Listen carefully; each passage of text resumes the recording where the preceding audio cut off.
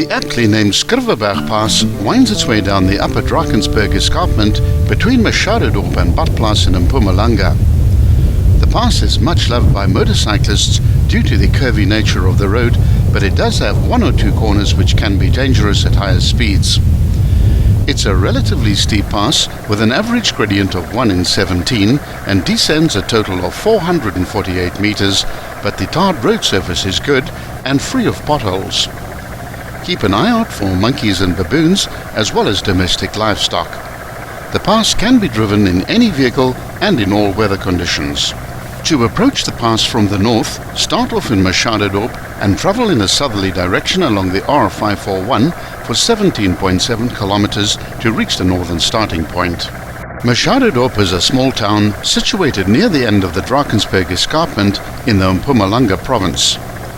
The beautiful Elands River runs through this town, and there's also a natural radioactive spring here that's reputed to have powerful healing properties. We filmed this pass from north to south. The pass starts off at its summit point on a gentle left-hand bend before the descent begins, as the route plunges down between thick groves of trees on either side of the road.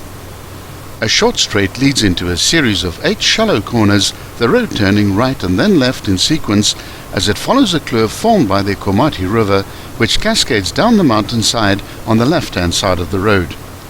The hills in this area are terraced with thousands of stone walls, which form part of a vast complex of settlements, fields and roads. Some tour guides refer to these as South Africa's real lost city. Archaeologists and historians have described the ruins as settlements of the Bakoni people. Oral records and historical evidence trace the Bakoni back to at least the early 18th century, but some experts believe that many of these ruins predate modern man and could be as much as 200,000 years old. At the 2.7 kilometer point, the road enters a dangerous 90-degree turn to the right. The gentle bends up to this point might have lulled unsuspecting drivers into a false sense of complacency, and the sharpness of this corner could come as a nasty surprise. This is followed by a 120-degree left-hand corner, but it has a wide radius and shouldn't present too many problems. The speed limit changes to 60 km per hour on the exit of this curve, which is rather strange, as it would have been far more prudent to have applied this restriction before the first sharp bend.